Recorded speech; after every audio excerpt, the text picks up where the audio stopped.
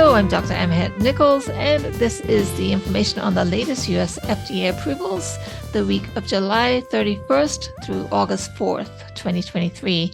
Just to summarize up front, we have updates on Zurzuvae for postpartum depression.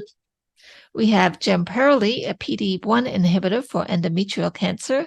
We have Lonsurf for metastatic colorectal cancer.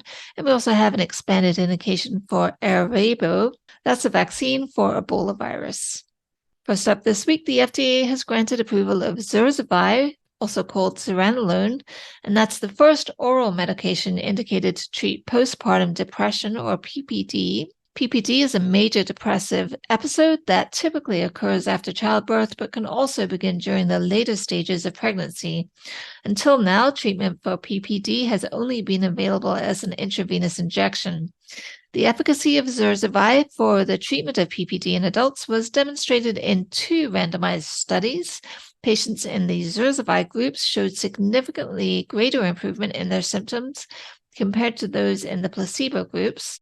The treatment effect was maintained at day 42, 4 weeks after the last dose of Zurzuvae. A boxed warning notes that Zurzuvae can impact a person's ability to drive and perform other potentially hazardous activities, and patients should not drive or operate heavy machinery for at least 12 hours after taking Zurzuvae.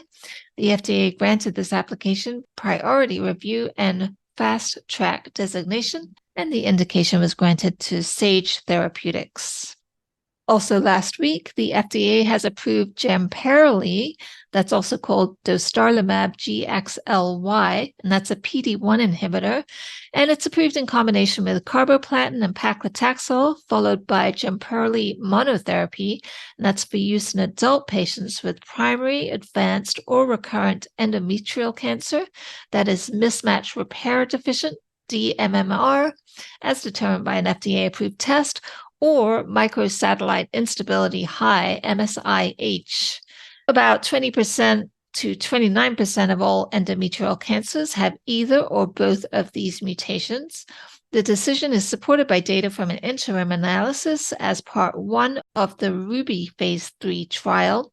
At a median follow-up of about 25 months, the addition of Jemperli to chemotherapy resulted in a significant reduction in the risk of disease progression or death compared with placebo plus chemotherapy in this population. Progression-free survival and overall survival were also significantly extended with Jemperli. Jemperli is already approved as a single agent in adult patients with dMMR recurrent or advanced endometrial cancer that has progressed on or after a previous platinum-containing regimen in any setting and are not candidates for curative surgery or radiation. With this approval, the agent is now indicated for use in the first-line setting. Is your internal medical writing team tapped out and overloaded? Nascent Medical is here to help. Our team of native English-speaking MD and PhD level medical writers specialize in providing fast turnaround needs assessments, carefully annotated manuscripts, engaging slide decks, accurate ad board summaries, and much, much more. And we also cover any medical specialty. Do visit us at nascentmc.com. That's nascentmc, as in medicalcommunications.com, and we'll give you a speedy estimate. Also last week, the FDA approved the oral medication Lonsurf, which is a combination of trifluridine with tipiracil, and the approval now includes the use of Lonsurf in combination with bevacizumab, a VEGF inhibitor, for the treatment of adult patients with metastatic colorectal cancer previously treated with FOLFOXIRI-based chemotherapy, an anti-VEGF biologic therapy, and if RAS wild-type, an anti-EGFR therapy. The results from the phase 3 Sunlight trial, which were published in the New England Journal of Medicine in May 2023, demonstrated that the combination of Lonsurf plus bevacizumab significantly improved overall survival and progression-free survival in patients with metastatic CRC. Lonsurf was initially approved in 2015 as a single agent in patients with previously treated metastatic CRC. Lonsurf is also approved for advanced metastatic gastric or gastroesophageal junction adenocarcinoma. The approval was granted to Taiho Oncology. And also last week, the FDA has approved an expanded indication for Ervebo, which is now indicated for the prevention of disease caused by Zaire Ebolavirus in individuals 12 months of age and older. The vaccine was initially approved in 2019 for use in individuals 18 years of age and older. Ebola virus disease is contagious and potentially deadly in both children and adults.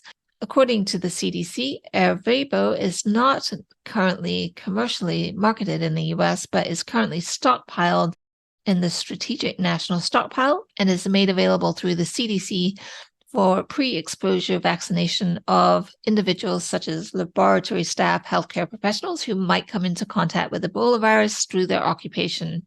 According to a written release from the manufacturer Merck, in January 2021, the company made an agreement with UNICEF to establish the world's first global Ebola virus stockpile with Ervebo to support future Zaire Ebola virus outbreak preparedness and response efforts. And then I also like to include the upcoming PDUFA dates. So we have just one this coming week for Avasopasem, Avasopasem, and that's for radiotherapy-induced severe oral mucositis, and that is scheduled for August 9th. That's this Wednesday. Priority review of this agent was granted on February 15th, 2023 to Galera Therapeutics, Inc. All right, that's it for this week. Did you know that you can access our website, nascentmc.com/podcast, and you can search the notes from this podcast. So if you're writing something up, say on, I don't know, diabetes, it will bring up all the diabetes-related therapeutic agents that have been approved since the first episode of this podcast on May 15th of this year. We're also including the prescribing information with each summary too, so that will be helpful if you ever need to get quick access to that. Check it out at nascentmc.com/podcast. We also have a page dedicated to the AMA Manual of Style. If you're writing in any of the health sciences and you use AMA style and you need a quick summary of the most important issues to watch out for, such as p-values, how to capitalize a heading, things like that, how to write an AMA style reference, then do go to nascentmc.com/AMA. That's nascentmc.com/AMA. And there's no need to put in your email or anything. You just get quick access to that webpage and you can bookmark it for future reference. All right. Well, I will talk to you next week. Thanks so much. Have a great week.